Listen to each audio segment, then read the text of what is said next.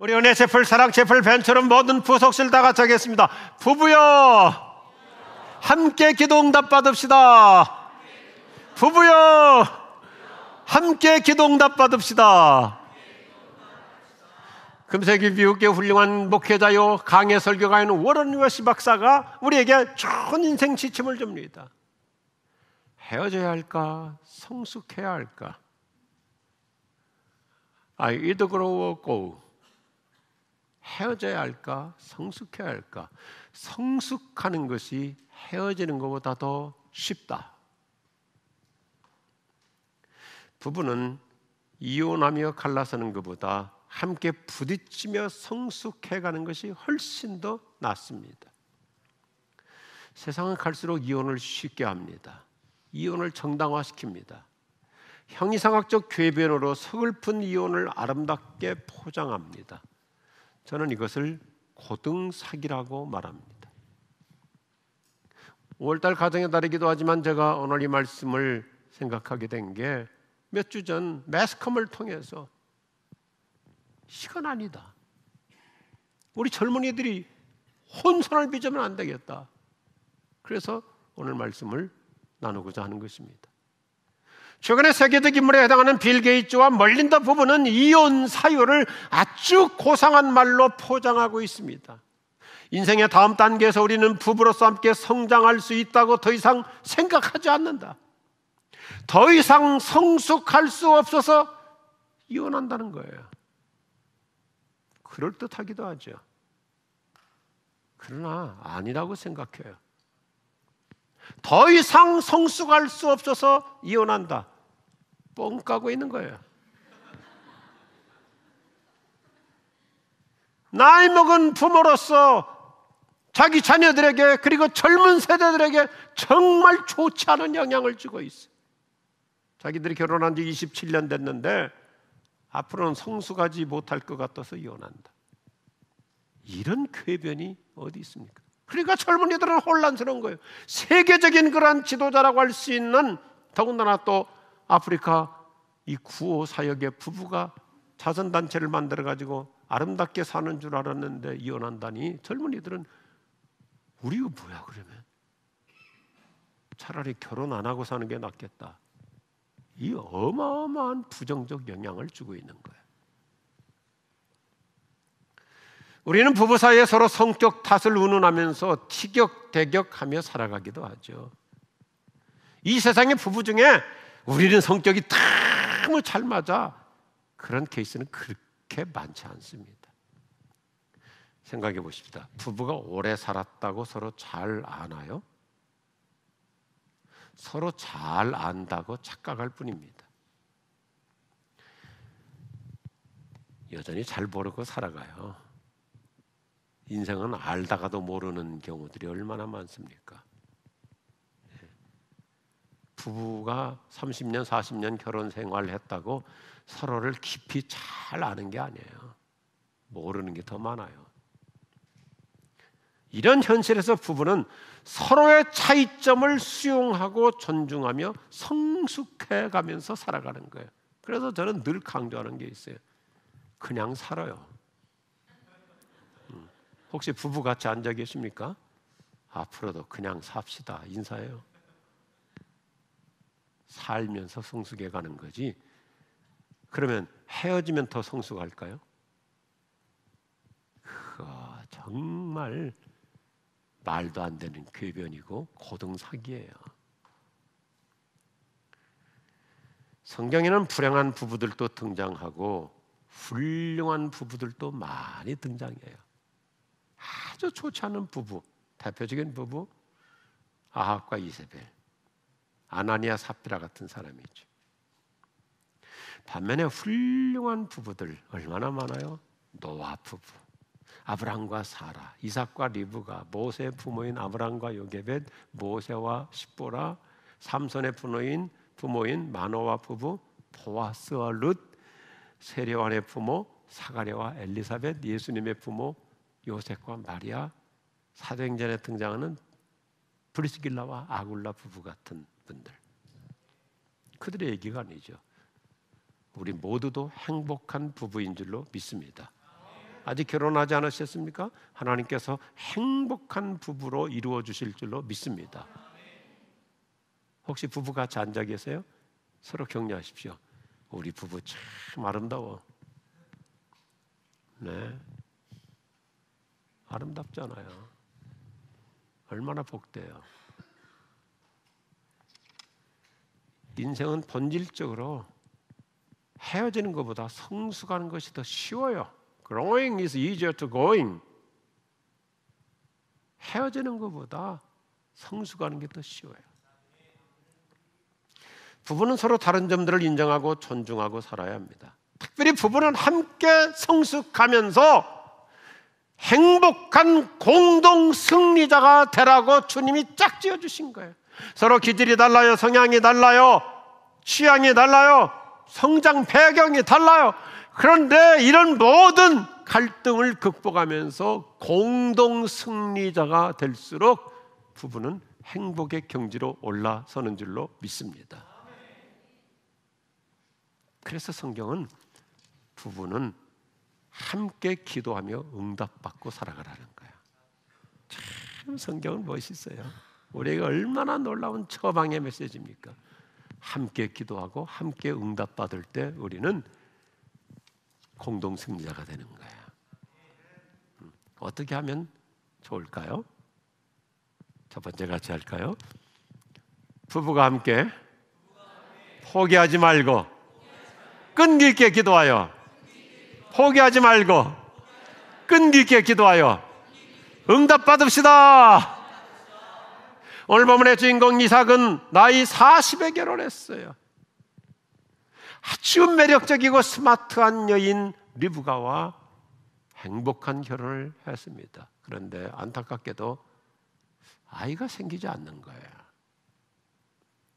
이런 불가항력적 상황에서 그들 부부는 오로지 기도로 풀어갑니다. 이삭이라는 사람이 참 멋있는 남자예요. 그는 아버지 아브라함처럼 편법을 쓰지 않아요. 오히려 아버지의 뼈아픈 실패를 거울 삼아서 그 당시 중동 문화의 일부 다처제라고 하는 세상적 방법을 자기 좋을 대로 적용하지 않습니다. 아버지 아브라함은 훌륭한 믿음의 사람이었지만 처음에 인생에 큰 오점을 남기죠. 자기 부인이 아이를 낳지 못하니까 하녀 하갈이라고 하는 여인을 씨바지로 삼아가지고 이스마엘이라는 아들을 낳아요. 그로부터 가정에 얼마나 복잡한 문제가 생겼습니까? 서로 상처 속에 살죠. 이런 뼈아픈 현실을 목격하고 성장한 이삭은 인생의 문제를 순리대로 풀어가기로 작정했어요. 오직 기도라는 해법을 찾아낸 겁니다. 그가 얼마나 훌륭한 남자인지 하나님께서 응답하실 때까지 20년 세월을 꿋꿋하게 기도로 풀어갑니다.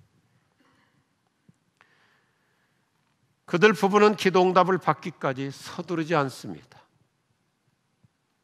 제가 그래서 참 좋아요. 기도하는 사람은 조급하지 않아요. 서두르지 않아요.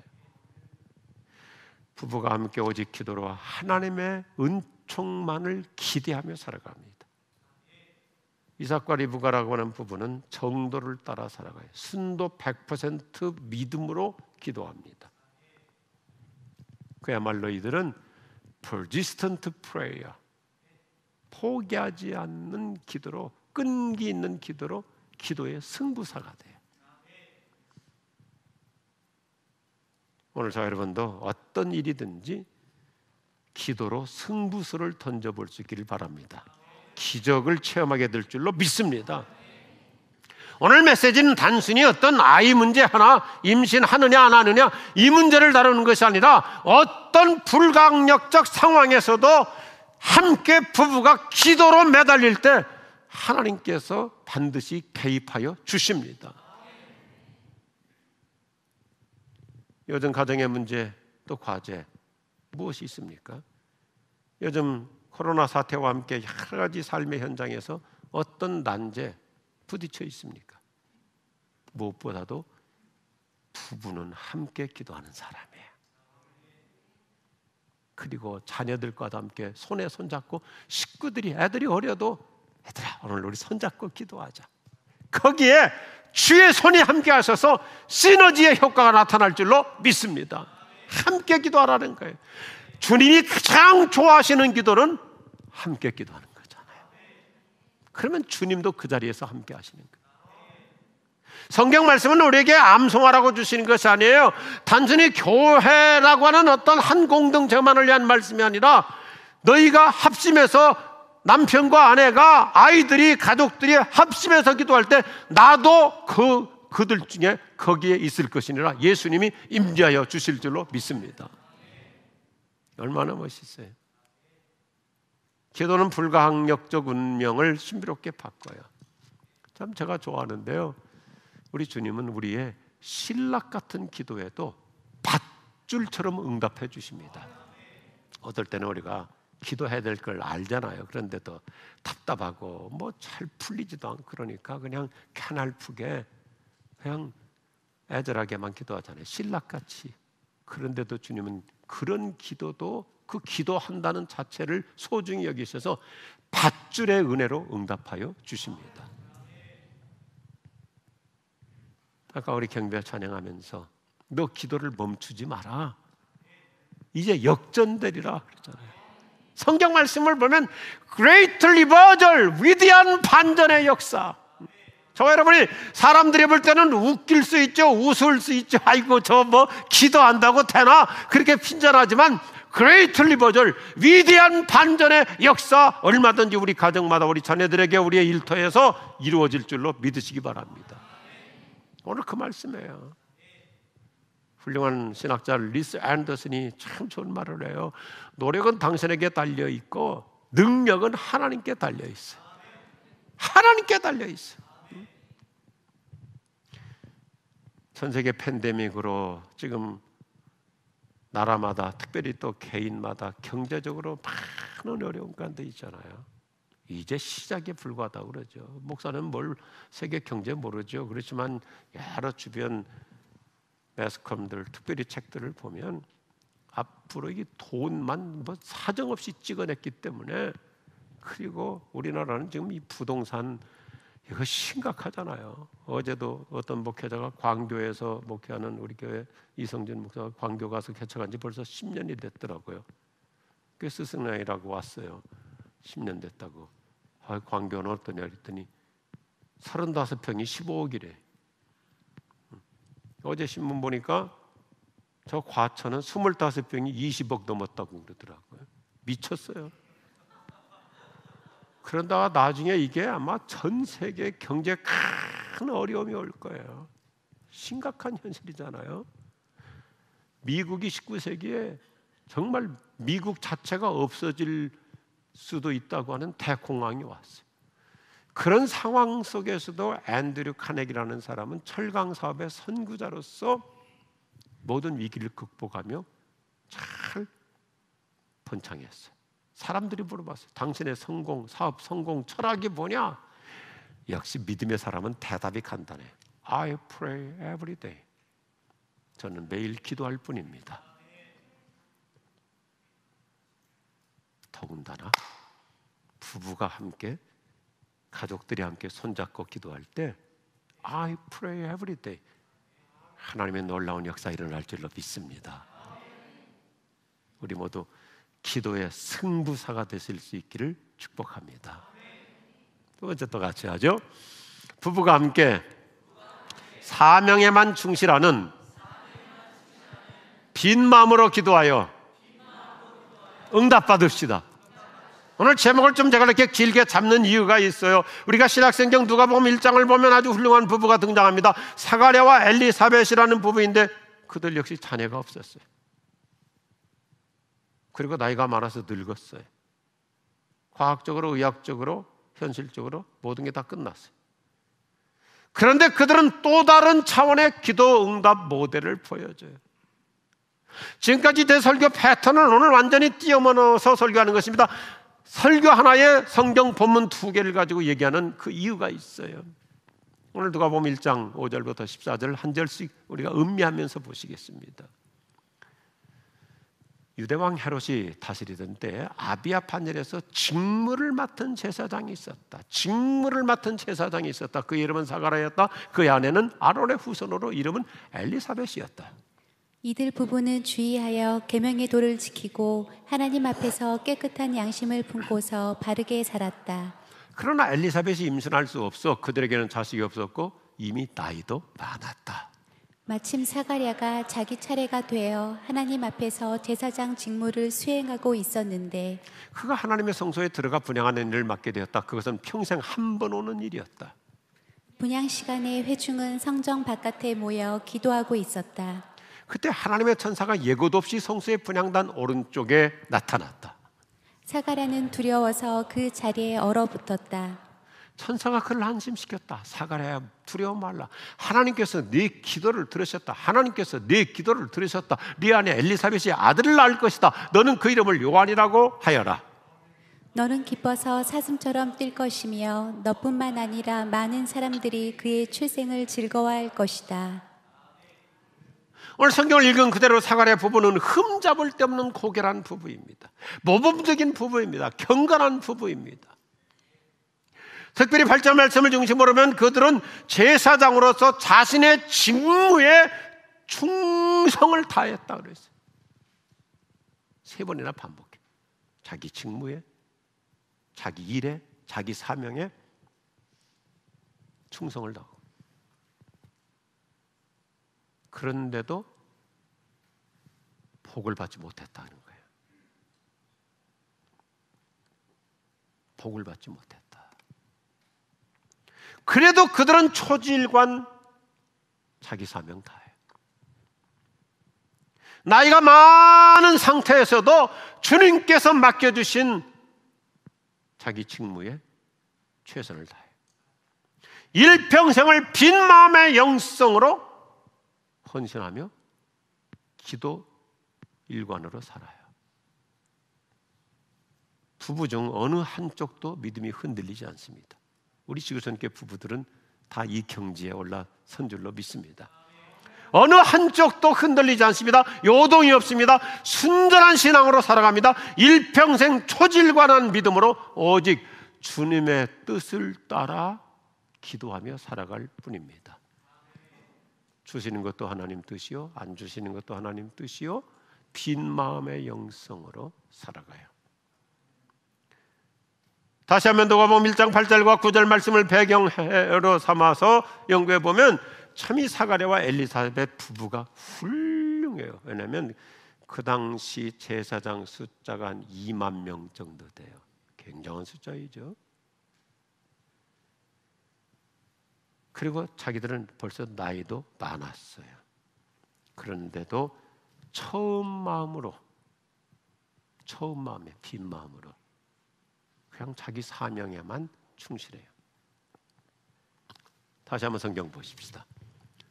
사가랴는 자기 차례가 되어 하나님 앞에서 제사장의 직무를 수행했다. 자기 차례가 돼요. 하나님 앞에서 자기 사명 다해요. 어떤 결과에 연연하지 않아요. 내가 이만큼 헌신하고 봉사했으니까 하나님도 나한테 복 주셔야지, 그렇게 살질 않아요. 사람들의 말에도 연연하지 않아요. 별 얘기 다 했을 거예요. 사람들 저렇게 헌신하는데, 저렇게 봉사하는데, 저렇게 성실한데 왜 복은 못 받지? 오늘날도 마찬가지예요. 저 사람 뭐 새벽기도 안 빠지고 나가는데, 늘 눈물로 기도하는데, 때로는 금식하며 기도하는데, 교회 봉사라면 열일 제껴놓고 저렇게 헌신하는데 왜 애들은 잘 안 풀리지? 별 얘기 다 할 수 있어요. 그런데 사가랴와 엘리사벳 부부는 흔들리지 않아요. 여동치 않아요. 하나님이 주신 사명에만 올인해요. 일편단심으로 묵묵히 헌신해서 성경은 너무 고상하게 단어를 동원해 줍니다. 하나님 앞에서 자기 직무에 충실했다. 할렐루야. 그러니 하나님께서도 감동하셔서 꿈 같은 복을 주시는 거예요.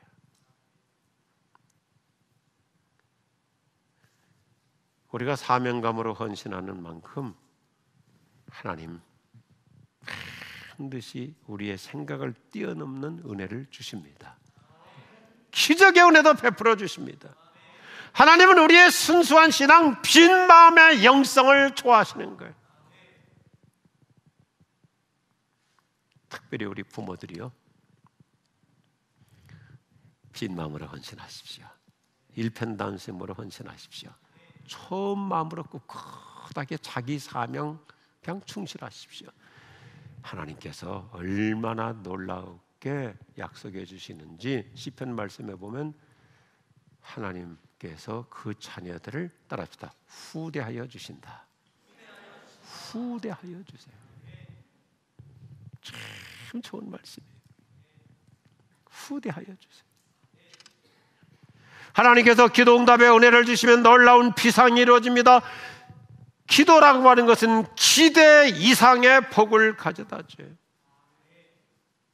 제가 인생을 살면서 보면, 성경을 통해서 목회 현장에서 보면, 우리 예수 믿는 사람들을 보면 여전히 변함없이 기도하며 빈 마음에 순수한 영성으로 사는 사람에게는 하나님께서 어느 시점에 가면 점핑의 복을 주시더라고요. 점핑의 역사, 비상하는 인생으로 풀릴 줄로 믿으시기 바랍니다. 신약성경 에베소서 3장 20절은 이런 큰 기대감으로 우리로 하여금 기도하게 해줘요. 여러분도 알다시피 하나님은 무엇이든지 할 수 있는 분입니다. 하나님은 여러분이 꿈에서나 상상하고 짐작하고 구할 수 있는 것보다 훨씬 많은 것, much more, 훨씬 많은 것을 주실 수 있는 분입니다. 우리말 옛날 성경에도 능히 넘치도록 이루어 주신다 그랬어요. 사가랴와 엘리사벳 부부가 나이가 많았다 그러면 기본적으로 60, 70 됐을 거예요. 대제사장으로 제비뽑기 해가지고 지성소 들어가서 평생 한 번 하는 거거든요. 그러니까 원로급이 돼야 하는 거죠. 그래 이들은 결과에 연연하지 않았어요. 그런데 하나님은 그들이 생각지도 않은 거 잊어버리고 살았겠죠. 그런데 하나님께서 요한이라고 하는 역사의 혜성 같은 인물을 복을 주신 거예요.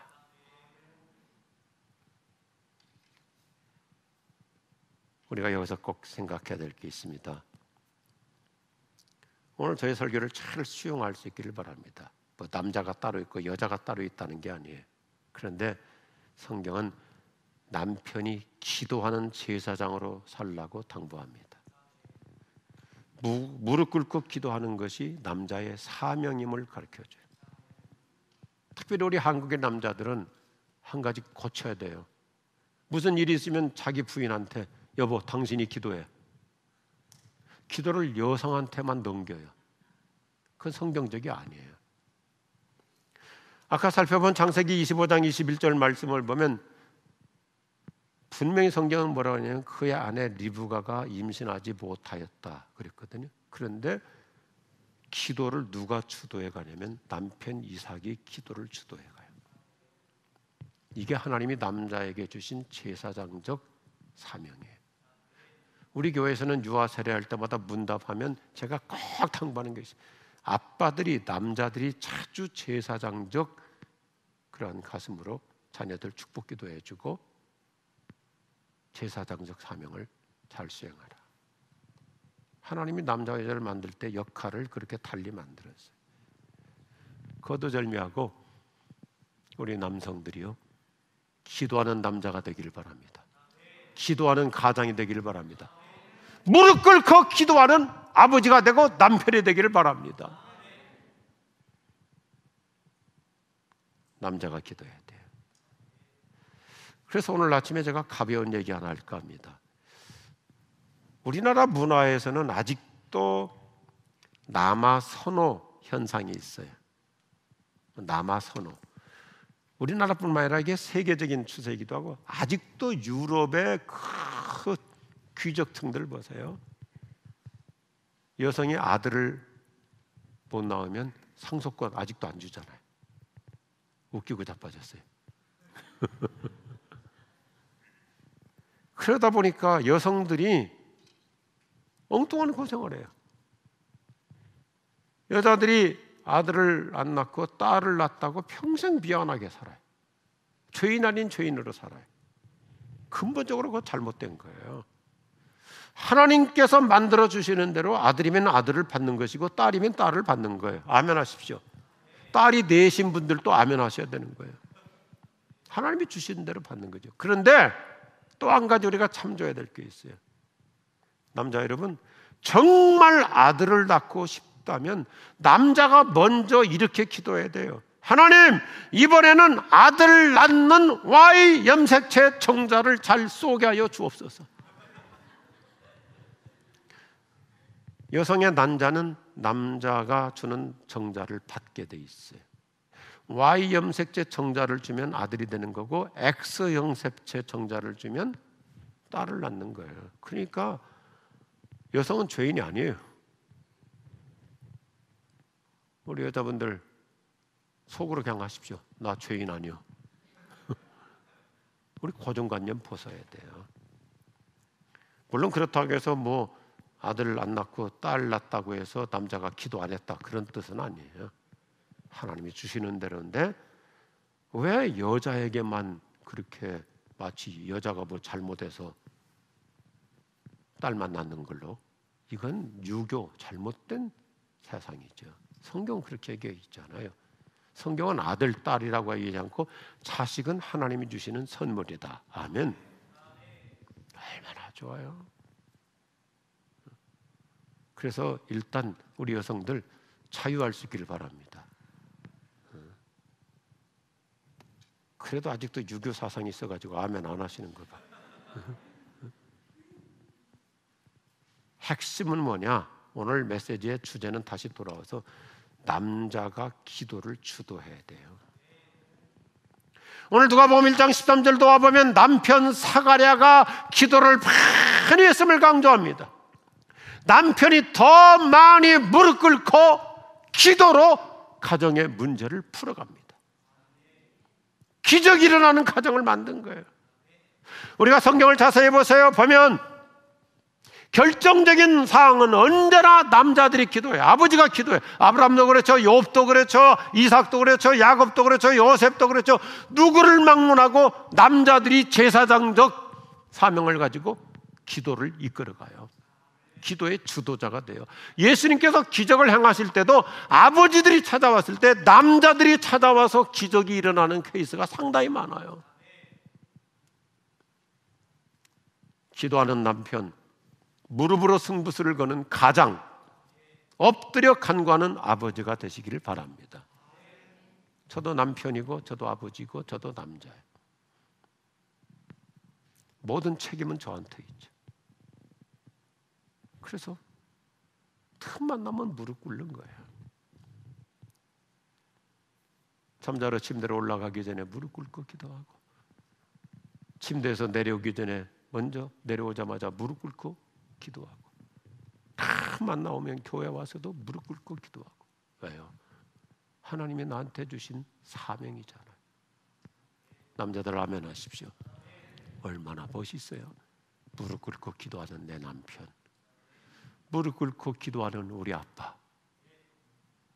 그게 진짜 스피리추얼 리더십, 영적 리더십이죠.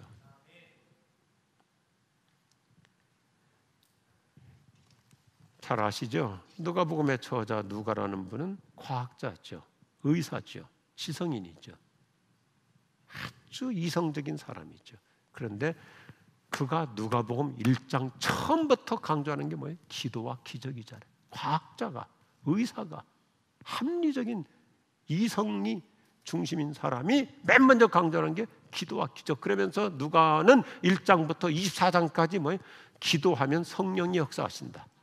누가 보면 이 4장 마지막 결론에 가서도 자꾸 덤벙덤벙 일만 하려고 하지 말고 성령 받고 일하라. 그리고 다시 또 사도행전 쓰면서 사도행전은 처음부터까지 또 뭐예요? 기도하면 성령이 기적을 일으켜 주신다. 과학자가 그렇게 강조하는 거예요. 오늘 1장 키워드가 뭡니까? 참 멋있어요. 따라합시다. 하나님께서 네 기도를 들으셨다. 하나님께서 나의 처지를 돌봐주셨다. 기도하는 사람 하나님이 그 기도를 들으시고 기도하는 사람의 그 상황과 처지를 돌봐주시는 줄로 믿으시면 아멘 하십시오. 주님은 특별히 애절하게 간구하고 눈물로 부르짖는 사람을 애잔한 가슴으로 돌봐주세요. 성경은 참 멋있어요. 하나님은 그 사람을 쓰실 때 그 사람의 특성을 무시하고 로봇으로 쓰지 않아요. 그 사람이 시인이면 시적으로 쓰시고, 그 사람이 과학자면 과학자답게 쓰시고, 다양한 기질과 모든 특성을 최대한 살려서 쓰시죠.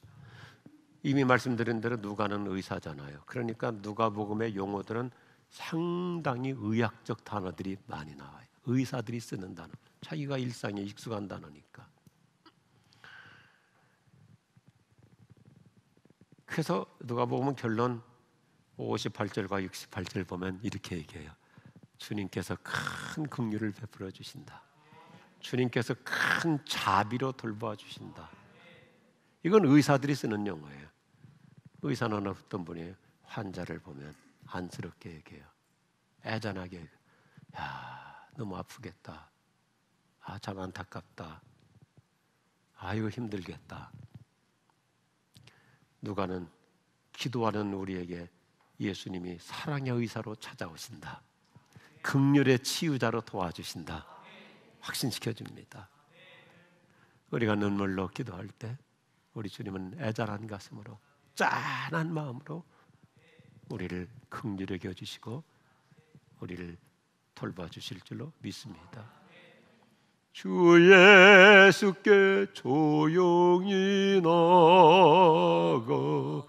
내 마음을 쏟아놓으라.